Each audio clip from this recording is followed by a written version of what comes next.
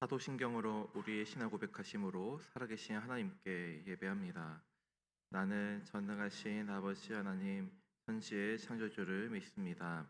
나는 그의 유일하신 아들, 우리 주 예수 그리스도를 믿습니다. 그는 성령으로 잉태되어 동정녀 마리아에게서 나시고 본디오 빌라도에게 고난을 받아 십자가에 못 박혀 죽으시고 장사된 지 사흘 만에 죽은 자 가운데서 다시 살아나셨으며 하늘에 오르시어 전능하신 아버지 하나님 우편에 앉아 계시다가 거기로부터 살아있는 자와 죽은 자를 심판하러 오십니다. 나는 성령을 믿으며 거룩한 공교회와 성도의 교제와 죄를 용서받는 것과 몸의 부활과 영생을 믿습니다. 아멘. 다 함께 찬송가 50장 내게 있는 모든 것을 함께 찬송하시겠습니다. 찬송가 50장 내게 있는 모든 것을 함께 찬송하시겠습니다. 찬송가 50장입니다. 내게 있는 모든 것을 아낌없이 드리네. 사랑하고 의지하며 주만 따라 살리라. 주께 드리네. 주께 드리네.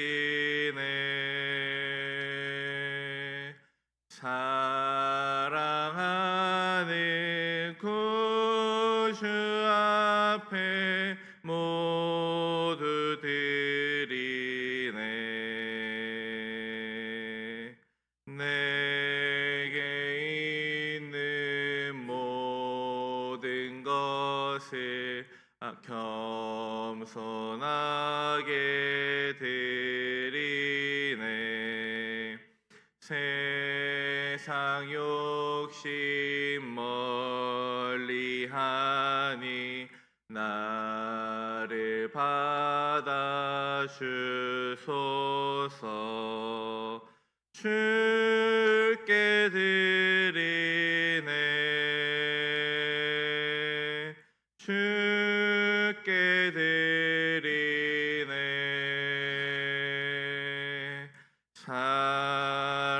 사랑하는 구주 앞에 모두 드리네. 내게 있는 모든 것을 주를 위해 드리네. 주의 성령 충만하게 내게 내려 주소서. 주께 드리네. 주께 드리네.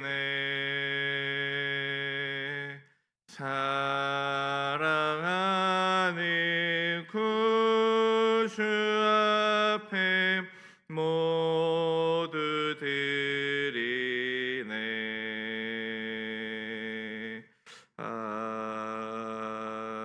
아멘. 오늘도 살아계신 하나님의 말씀 마가복음 11장, 12장, 13장의 말씀을 함께 소리내어 통독하고자 합니다.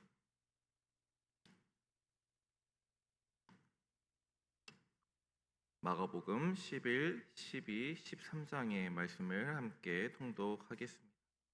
먼저 5가지 포인트를 말씀드립니다. 첫 번째 포인트로 예수님께서는 예루살렘에 입성하심으로 최후의 사명을 향해 한 걸음 나아가시는 모습을 볼 수 있습니다. 예수님의 마지막 일주일 이야기가 마가복음 11장부터 16장까지 전개가 됩니다.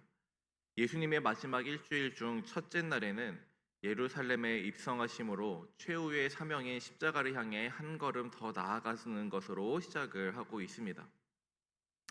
당시 예루살렘 성 안의 유대 백성들은 아모스 선지자와 이사야 선지자가 예언한 강력하고 힘 있는 메시아의 모습을 기대했습니다.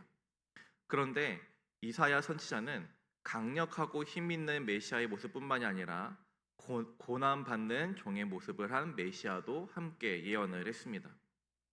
그러나 신약 시대의 유대 백성들은 오직 강력하고 힘 있는 메시아의 모습만 기대했다 보니 예루살렘에 예수님께서 입성하실 때 많은 유대 백성들의 열렬한 환영을 받으며 입성을 하게 되었습니다.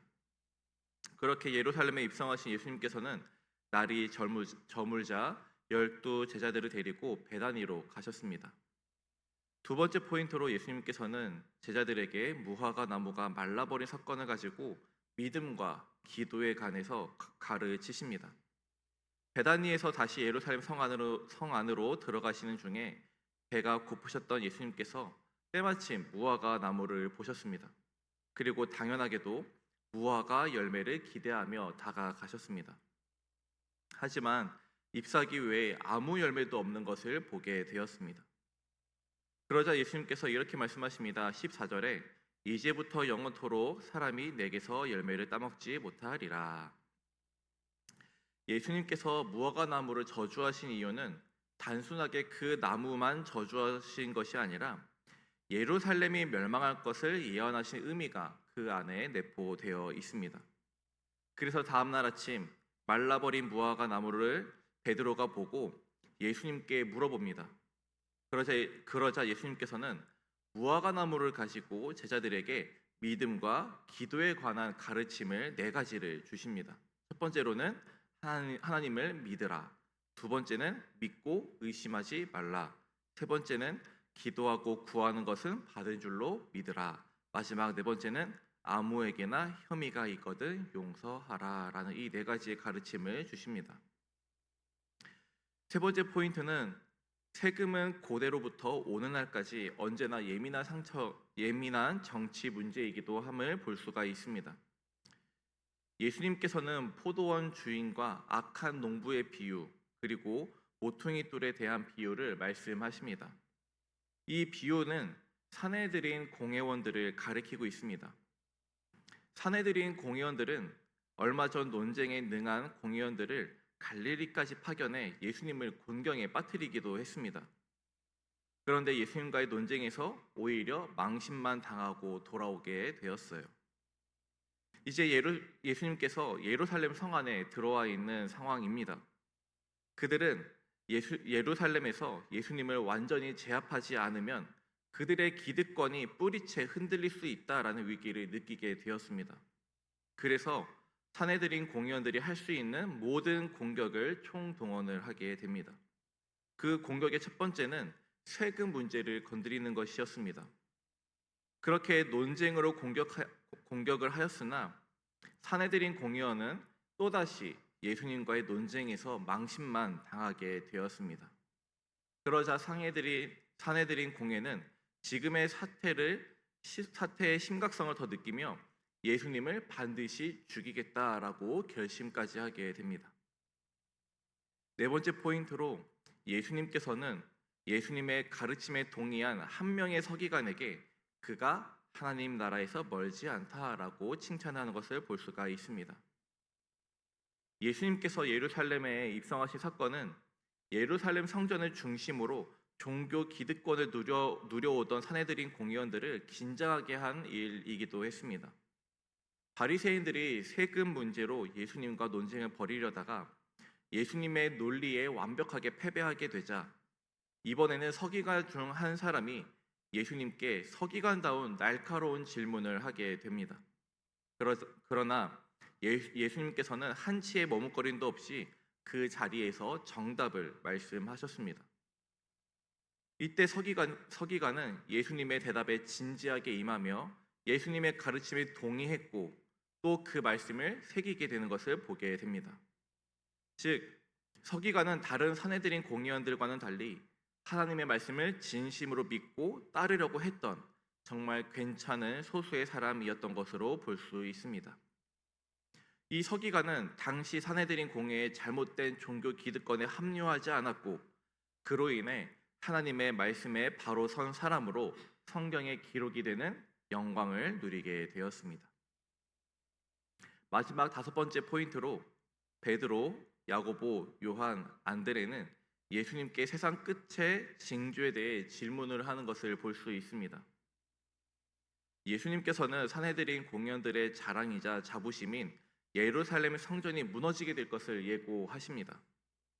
예루살렘 성전의 멸망은 예루살렘과 예루살렘 성전의 만연해 있는 죄악 때문에 무너지는 것이었습니다.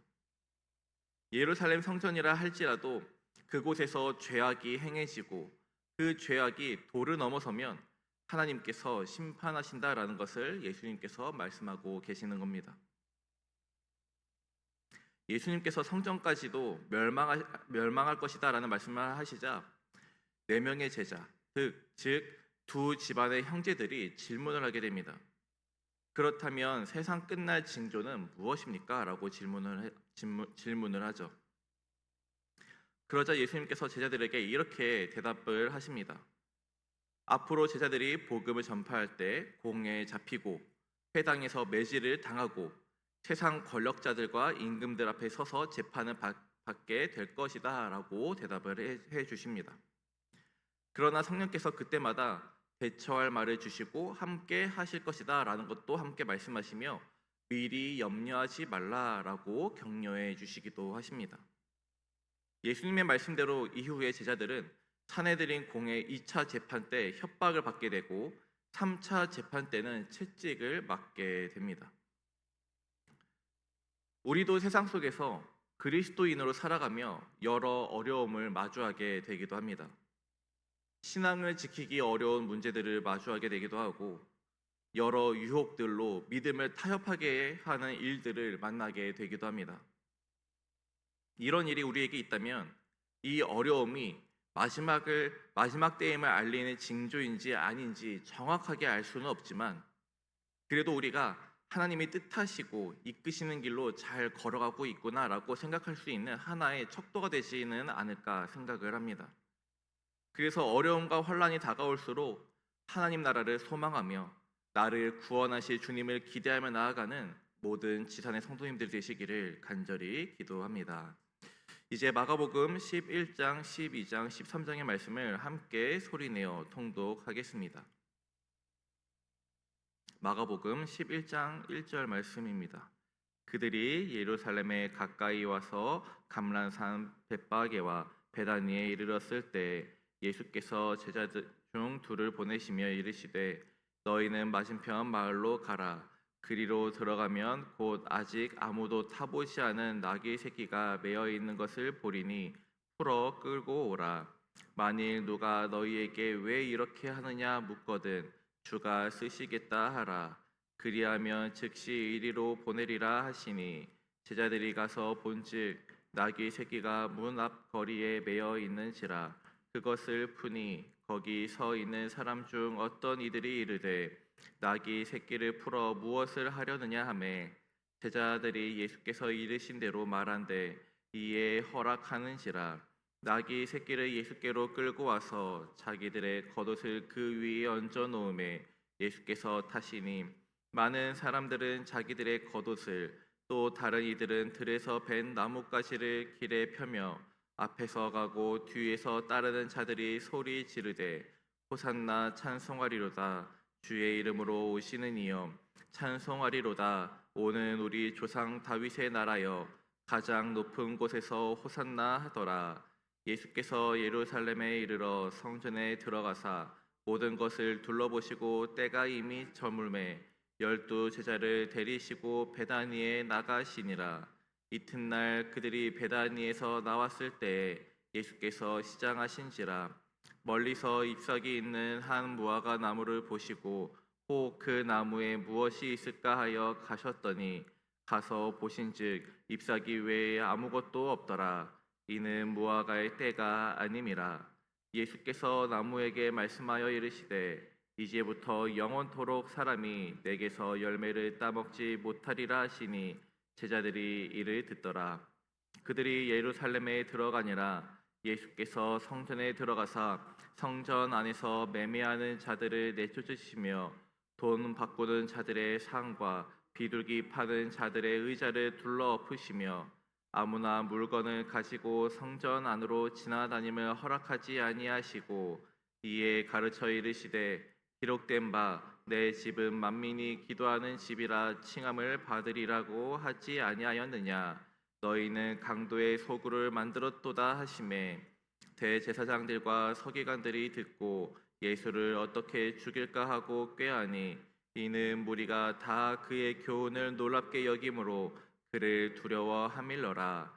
그리고 날이 저물매 그들이 성 밖으로 나가더라. 그들이 아침에 지나갈 때에 무화과 나무가 뿌리채 마른 것을 보고 베드로가 생각이 나서 여짜오되 라비여 보소서 저주하신 무화과 나무가 말랐나이다. 예수께서 그들에게 대답하여 이르시되 하나님을 믿으라. 내가 진실로 너희에게 이르노니 누구든지 이 산더러 들리어 바다에 던져지라 하며 그 말하는 것이 이루어질 줄 믿고 마음에 의심하지 아니하면 그대로 되리라. 그러므로 내가 너희에게 말하노니 무엇이든지 기도하고 구하는 것은 받은 줄로 믿으라. 그리하면 너희에게 그대로 되리라. 서서 기도할 때에 아무에게나 혐의가 있거든 용서하라. 그리하여야 하늘에 계신 너희 아버지께서도 너희 허물을 사하여 주시리라 하시니라. 그들이 다시 예루살렘에 들어가니라. 예수께서 성전에서 거느실 때 대제사장들과 서기관들과 장로들이 나와 이르되 무슨 권위로 이런 일을 하느냐. 누가 이런 일 할 권위를 주었느냐. 예수께서 이르시되 나도 한 말을 너희에게 물으리니 대답하라. 그리하면 나도 무슨 권위로 이런 일을 하는지 이르리라. 요한의 세례가 하늘로부터냐 사람으로부터냐 내게 대답하라. 그들이 서로 의논하여 이르되 만일 하늘로부터라 하면 어찌하여 그를 믿지 아니하였느냐 할 것이니 그러면 사람으로부터라 할까 하였으나 모든 사람이 요한을 참 선지자로 여김으로 그들이 백성을 두려워하는지라. 이에 예수께 대답하여 이르되 우리가 알지 못하노라 하니 예수께서 이르시되 나도 무슨 권위로 이런 일을 하는지 너희에게 이르지 아니하리라 하시니라. 마가복음 12장입니다. 예수께서 비유로 그들에게 말씀하시되 한 사람이 포도원을 만들어 산 울타리로 두르고 집 짜는 틀을 만들고 망대를 지어서 농부들에게 새로 주고 타국에 갔더니 때가 이름에 농부들에게 포도원 소출을 얼마를 받으려고 한 종을 보내니 그들이 종을 잡아 심히 때리고 거저 보내었거늘 다시 다른 종을 보내니 그의 머리에 상처를 내고 능욕하였거늘 또 다른 종을 보내니 그들이 그를 죽이고 또 그 외에 많은 종들도 덜어는 때리고 덜어는 죽인지라. 이제 한 사람이 남았으니 곧 그가 사랑하는 아들이라. 최후로 이를 보내며 이르되 내 아들은 존대하리라 하였더니 그 농부들이 서로 말하되 이는 상속자니 자 죽이자. 그러면 그 유산이 우리 것이 되리라 하고 이에 잡아 죽여 포도원 밖에 내 던졌느니라. 포도원 주인이 어떻게 하겠느냐. 와서 그 농부들을 진멸하고 포도원을 다른 사람들에게 주리라. 너희가 성경에 건축자들이 버린 돌이 모퉁이의 머릿돌이 되었나니 이것은 주로 말미암아 된 것이요 우리 눈에 놀랍도다 함을 읽어보지도 못하였느냐 하시니라. 그들이 예수의 이 비유가 자기들을 가리켜 말씀하신 줄 알고 잡고자 하되 우리를 두려워하여 예수를 두고 가니라. 그들이 예수의 말씀을 책잡으려 하여 바리새인과 헤롯 땅 중에서 사람을 보내매 와서 이르되 선생님이여 우리가 아노니 당신은 참되시고 아무도 꺼리는 일이 없으시니 이는 사람을 외모로 보지 않고 오직 진리로서 하나님의 도를 가르치심이니이다. 가이사에게 세금을 바치는 것이 옳으니까 옳지 아니하니까 우리가 바치리까 말리까 한데 예수께서 그 외식함을 하시고 이르시되 어찌하여 나를 시험하느냐 데나리온 하나를 가져다가 내게 보이라 하시니 가져왔거늘 예수께서 이르시되 이 형상과 이 글이 누구의 것이냐 이르되 가이사의 것이니이다. 이에 예수께서 이르시되 가이사의 것은 가이사에게 하나님의 것은 하나님에게 바치라 하시니 그들이 예수께 대하여 매우 놀랍게 여기더라. 부활이 없다 하는 사두개인들이 예수께 와서 물어 이르되 선생님이여 모세가 우리에게 써 주기를 어떤 사람이 형이 자식이 없이 아내를 두고 죽으면 그 동생이 그 아내를 취하여 형을 위하여 상속자를 세울지니라 하였나이다. 칠 형제가 있었는데 마지가 아내를 취하였다가 상속자가 없이 죽고 둘째도 그 여자를 취하였다가 상속자가 없이 죽고 셋째도 그렇게 하여 일곱이 다 상속자가 없었고 최후의 여자도 죽었나이다. 일곱 사람이 다 그를 아내로 취하였으니 부활 때 곧 그들이 살아날 때 그 중에 누구의 아내가 되리이까? 예수께서 이르시되 너희가 성경도 하나님의 능력도 알지 못함으로 오해함이 아니냐. 사람이 죽은 자 가운데서 살아날 때에는 장가도 아니가고 시집도 아니가고 하늘에 있는 천사들과 같으니라. 죽은 자가 살아난다는 것을 말할진대 너희가 모세의 책 중 가시나무 떨기에 관한 글에 하나님께서 모세에게 이르시되 나는 아브라함의 하나님이요 이삭의 하나님이요 야곱의 하나님이로라 하신 말씀을 읽어보지 못하였느냐. 하나님은 죽은 자의 하나님이 아니요 산 자의 하나님이시라. 너희가 크게 오해하였도다 하시니라. 서기관 중 한 사람이 그들이 변론하는 것을 듣고 예수께서 잘 대답하신 줄을 알고 나와 묻되 모든 계명 중에 첫째가 무엇이니까? 예수께서 대답하시되 첫째는 이것이니 이스라엘아 들으라 주 곧 우리 하나님은 유일한 주시라. 내 마음을 다하고 목숨을 다하고 뜻을 다하고 힘을 다하여 주 너의 하나님을 사랑하라 하신 것이요. 둘째는 이것이니 내 이웃을 내 자신과 같이 사랑하라 하신 것이라. 이보다 더 큰 계명이 없느니라. 서기관이 이르되 선생님이여 옳소이다. 하나님은 한 분이시요 그 외에 다른 이가 없다 하신 말씀이 참이니이다. 또 마음을 다하고 지혜를 다하고 힘을 다하여 하나님을 사랑하는 것과 또 이웃을 자기 자신과 같이 사랑하는 것이 전체로 드리는 번제물과 기타 제물보다 나으니이다. 예수께서 그가 지혜 있게 대답함을 보시고 이르시되 네가 하나님의 나라에서 멀지 않도다 하시니 그 후에 감히 묻는 자가 없더라. 예수께서 성전에서 가르치실 때 대답하여 이르시되 어찌하여 서기관들이 그리스도를 다윗의 자손이라 하느냐. 다윗이 성령에 감동되어 친히 말하되 주께서 내 주께 이르시되 내가 내 원수를 내 발 아래에 둘 때까지 내 우편에 앉았으라 하셨. 다윗이 그리스도를 주라 하였은즉 어찌 그의 자손이 되겠느냐. 많은 사람들이 즐겁게 듣더라. 예수께서 가르치실 때 이르시되 긴 옷을 입고 다니는 것과 시장에서 문안받는 것과 회당의 높은 자리와 잔치의 윗자리를 원하는 서기관들을 삼가라. 그들은 과부의 가산을 삼키며 외식으로 길게 기도하는 자니 그 받는 판결이 더욱 중하리라 하시니라. 예수께서 헌금함을 대하여 앉으사 무리가 어떻게 헌금함에 돈 넣는가를 보실세. 여러 부자는 많이 넣는데 한 가난한 과부는 와서 두 렙돈 곧 한 고드란트를 넣는지라. 예수께서 제자들을 불러다가 이르시되 내가 진실로 너희에게 이르노니 이 가난한 과부는 헌금함에 넣는 모든 사람보다 많이 넣었도다. 그들은 다 그 풍족한 중에서 넣었거니와 이 과부는 그 가난한 중에서 자기의 모든 소유 곧 생활비 전부를 넣었느니라 하시니라. 마가복음 13장입니다.